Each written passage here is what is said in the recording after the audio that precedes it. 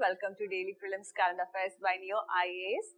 Today on the 5th April, the topics we will be discussing are National Social Assistance Program, India's Civil Liability for Nuclear Damage Act 2010 and Indian Nuclear Insurance Pool, Special Area Games Scheme, Hubble Space Telescope and some prelims relevant facts under Current Affairs capsule.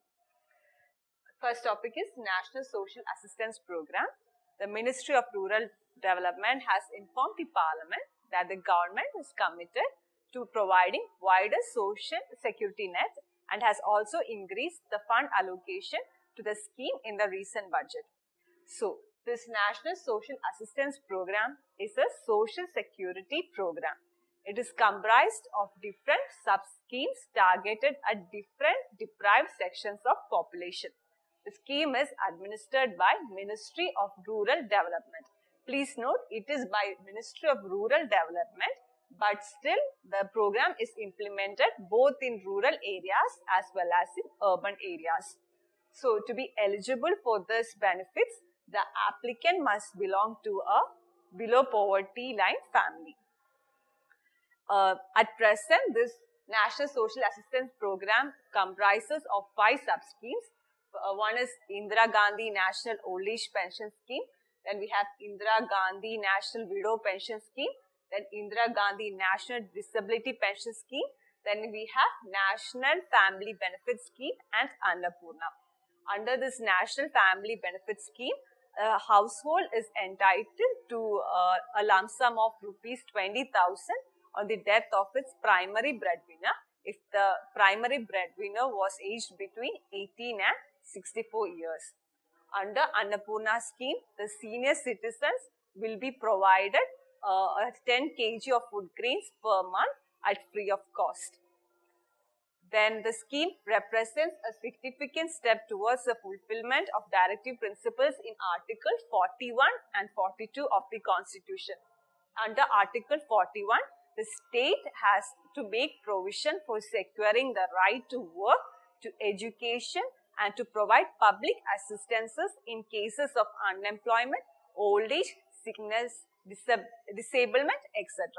Under Article 42, the state should make provision for just and humane conditions of work and maternity relief. The next topic is India's Civil Liability for Nuclear Damage Act 2010 and Indian Nuclear Insurance Pool. The Ministry of State for Atomic Energy has informed the Parliament that the government is taking every step to resolve issues arising out of this Nuclear Damage Act to encourage nuclear energy generation. The India's Civil Liability for Nuclear Damage Act 2010 is the most comprehensive legislation that deals with liability and compensation for the victims of nuclear disasters. According to the Act, the operator of a power plant is liable for nuclear damages arising out of a nuclear incident. He is liable to pay up to rupees 500 crore. If the amount exceeds 500 crore, then the central government shall be liable. The bill actually allows the creation of 2 authorities, namely Claims Commissioner and Nuclear Damage Claims Commission. Then this act has also made amendments in the Atomic Nuclear Act 1962, allowing private investment in the Indian nuclear power program. It also limits the time to make a claim by victims within 10 years. Please note, the claims should be made by the victims within 10 years of the incident. Now we have Indian Nuclear Insurance Pool. The Indian Nuclear Insurance Pool is of 1,500 crore. It was launched as per a mandatory provision under the Civil Liability for Nuclear Damage Act. This pool will provide risk transfer mechanism to both operators and suppliers. The policy will include a nuclear operator's liability insurance policy and a nuclear supplier's special contingency insurance policy. Prior to the setting up of this pool, only cold zones, that means the areas outside the nuclear reactors, were covered. Now even hot zones means the areas which come inside the reactor areas will be covered by insurance. The next topic is Special Area Game Scheme. The Government of India through Sports Authority of India, SAI, is implementing Special Area Game Scheme. This Special Area Game Scheme is an initiative run by the Sports Authority of India. It is to identify sporting talent in the age group between 10 and 18 years from remote areas of the country like tribal, backward and hilly areas. Then the scheme also helps to tap talent in indigenous games and martial arts and from the communities which are either genetically or geographically advantageous for excellence in a particular sports discipline. Now, the selected trainees are provided with financial support. Financial support will be in the form of expert coaches, sports equipment, sports kit, competition exposure, insurance and medical support, then stipend, etc.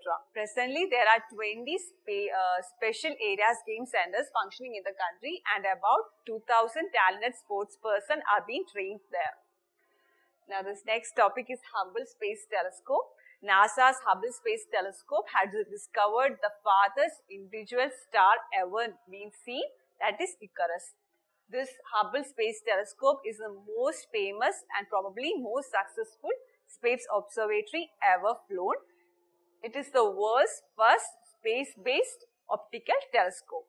It is named after the American astronomer Edwin P. Hubble. It is Dr. Edwin Hubble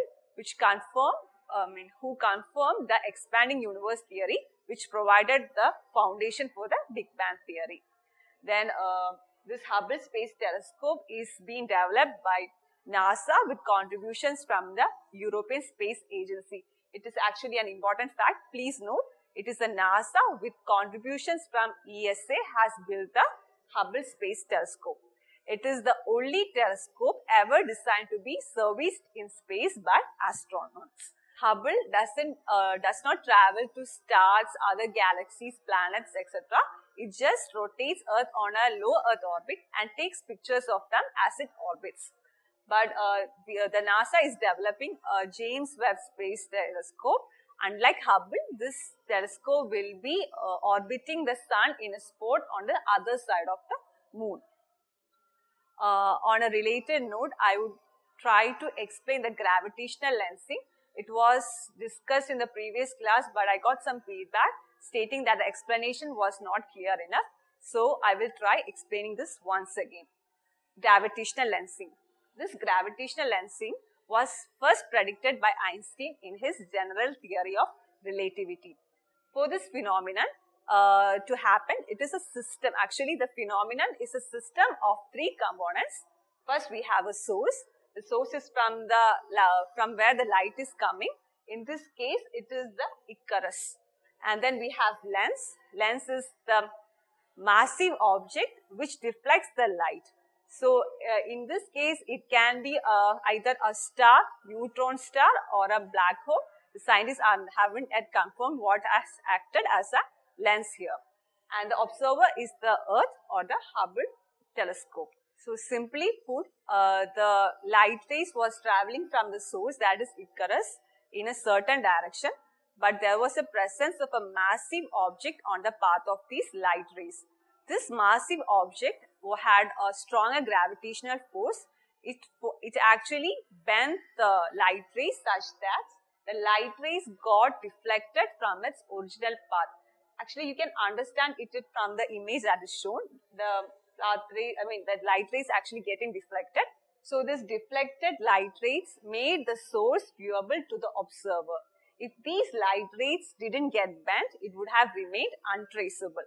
So, we can say that the discovery of Icarus was an accident.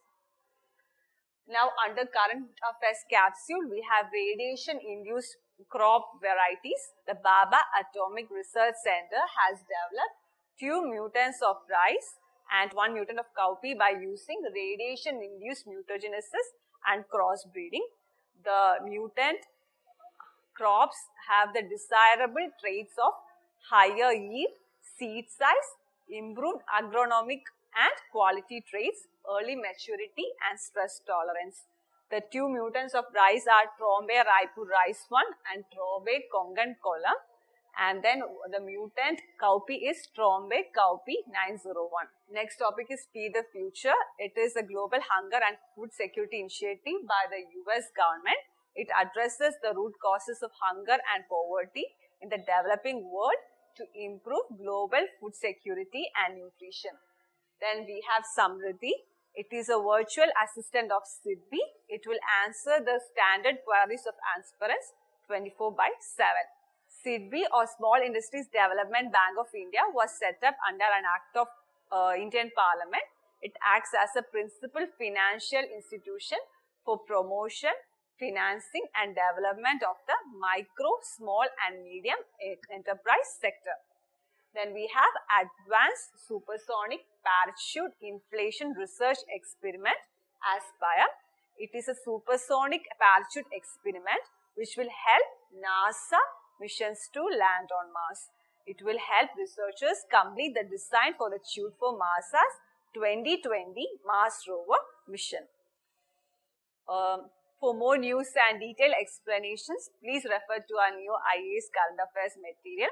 That's all for the day. Thank you for watching.